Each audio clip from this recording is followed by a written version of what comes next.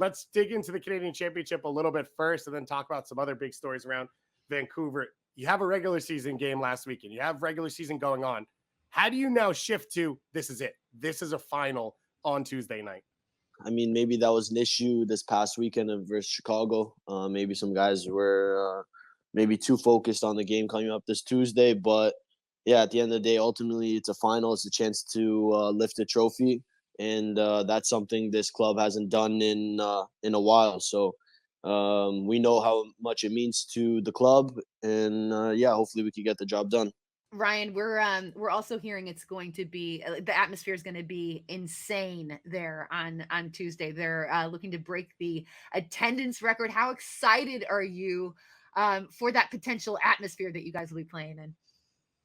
Yeah, no, super excited. I mean, BC Place is an amazing stadium, and I've gotten a glimpse of it before. The first game here 2 years ago, 2020, home opener versus Kansas. Last year, last game of the season versus Seattle to make it into the playoffs.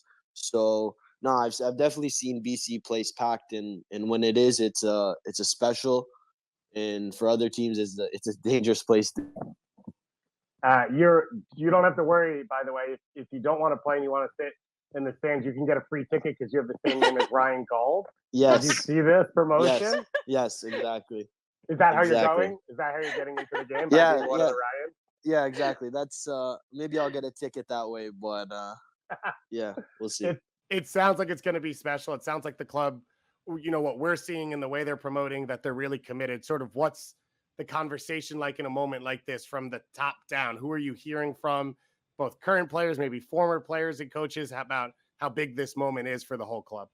Yeah, I mean, we see the social media hype, and obviously the club doing its job promoting the game. But at the end of the day, it's for us, it should just be any other match, playing with the same principles, and playing to win ultimately, like we do every other match. Again, like I said, it's a cup match, and I hope and I believe the guys know how much this means to the club and to the city.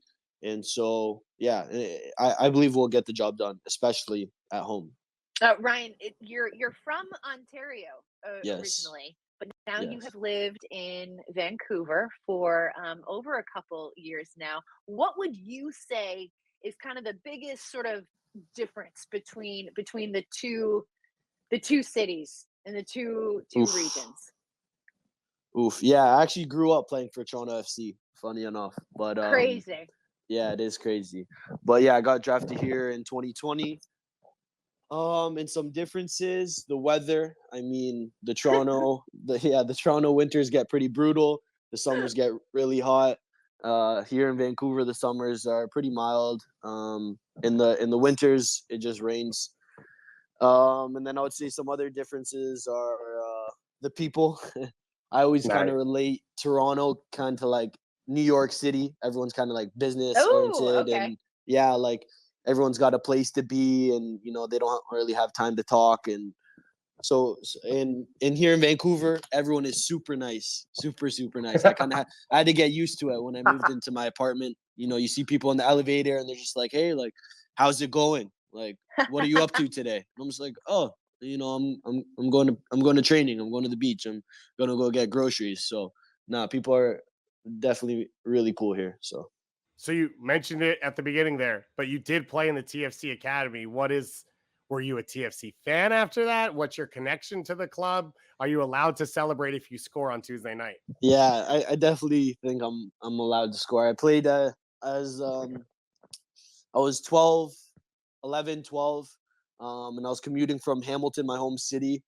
So that is like an hour, 20 minutes away from Toronto. And just one day I randomly got released. Like no one spoke to me. I just kind of didn't get an email of what was happening.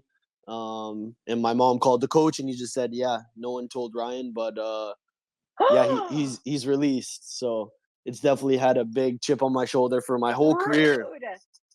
Yeah. And so this game, especially for me, it's a game that I circle on the calendar every single year. So yeah, it's important. okay. So this is giving me. Did you watch The Last Dance with the Michael Jordan documentary? Yes. Ryan? But yes. he's like, I took that personally. You know? Yeah. He's like, I Exactly. took that personally.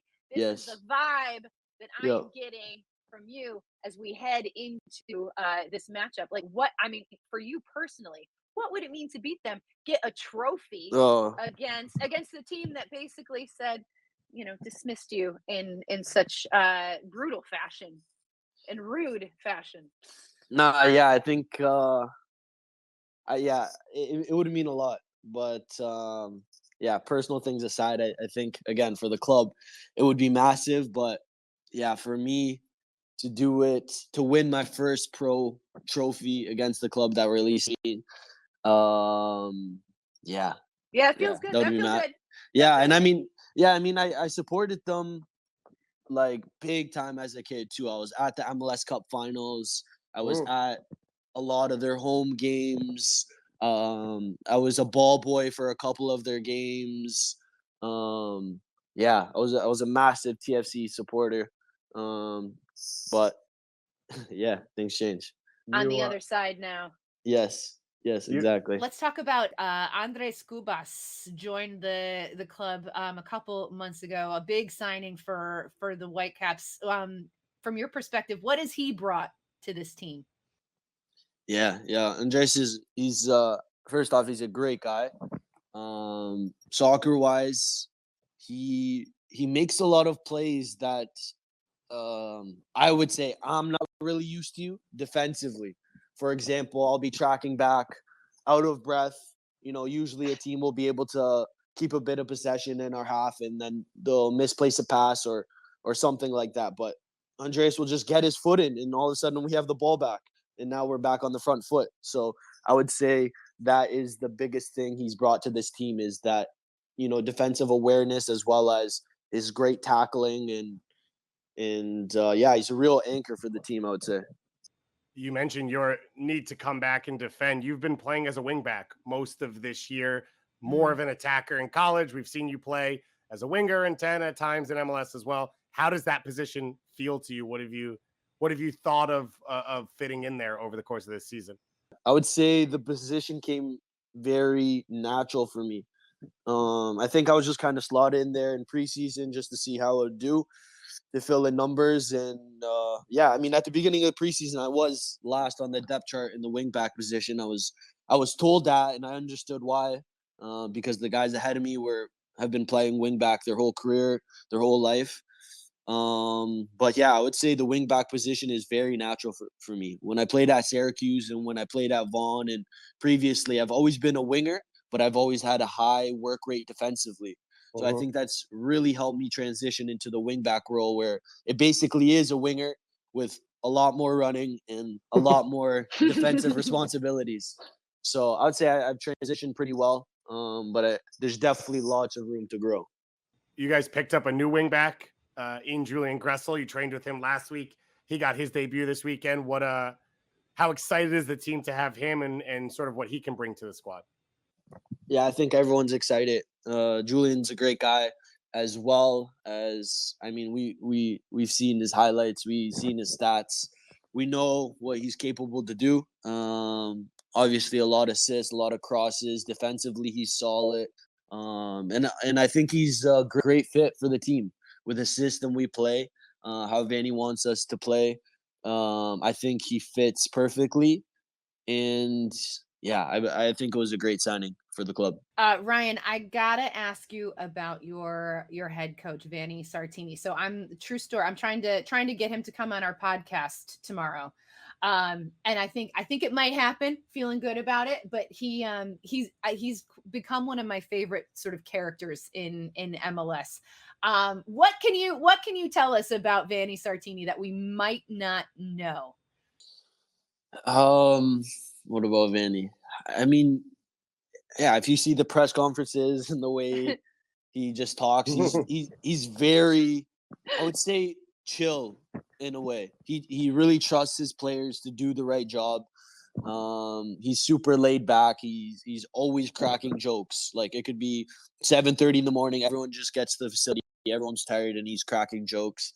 He's I would say one word to describe him is passionate. He's definitely a passionate guy. One thing, I would say how you guys see him on TV. That's exactly how he is, like goofy, funny.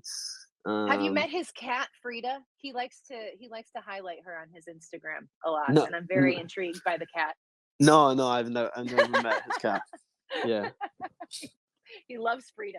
Yes. Susanna, what's the scenario there? Is the cat coming to training now? I don't know, but it's it's like one of these Bengal cats. It's absolutely beautiful. And I think Frida the cat might have her own Instagram. Like, he's very, very proud of this cat. And so listen, I love cats as well. Nice. I'm definitely something I need to dive into. Just had to ask. You mentioned that passion, Ryan. We've seen him celebrate goals in games that are larger than some managers celebrate titles. What if you win tomorrow? Like, how does Vanni Sartini react to that? Yeah, I think I don't know. I see like a knee slide celebration on the turf, something. Full Mourinho. Yeah, something along those lines. But he's a passionate guy, and if we win the title tomorrow, you'll definitely be a happy camper. So let's take from if to how. What's the game plan? What's sort of the conversation of the things that you guys need to do either to slow TFC or to create your own chances? What's the rubric for getting a win in the final? Yeah, I don't think it's about planning around TFC at all. I don't think we've spoken much about TFC, to be honest, in the matches tomorrow. I think the most important thing is focusing on us, because the last Chicago game was not us, and it was not the brand and style that we play. I would say the brand that we play is sometimes, decent amount of times, we allow other teams to possess the ball, and we really hurt them on the counter and through our buildup. Our buildup isn't slow and like Barcelona style. It's very sort of, I would say, scripted, and a lot of teams know what we're doing, but with the quality of guys we have and the players, we're still able to do it. So I think, the biggest thing is more so focusing on us and making sure that defensively everyone's locked in and everyone's putting in challenges. I think that's super important, instead of, kind of ball watching and just going through the motions. I think we need to get stuck in early defensively, and as a team, just continue to play the way that we're built to play, that we have the personnel to play. Ryan, we appreciate you taking the time to come join us. This has been so much fun. I think all of us now are going to watch this game with a different angle now that we've got the full background on the Ryan Raposo Revenge Tour story. Yes! It's got the Marvel movie part written perfectly. And I want to ask you one last question before we let you go, which is, if you do win tomorrow, you become champions of Canada. You'd also represent Canada in CCL next year in the region. For yourself, someone who grew up in Canada, has played for the national teams, played for the youth national teams, what would it mean to carry the Canadian flag into CCL competition? Yeah, no, I'm getting goosebumps right now. It's crazy. It's crazy to think how far I've come, and for a possibility of playing in Champions League next year. Not only would that be massive for myself, but for the club. Yeah, we haven't been there in a while, and I believe that's something that this club is hungry to get. More trophies, more success, and I believe we'll do it.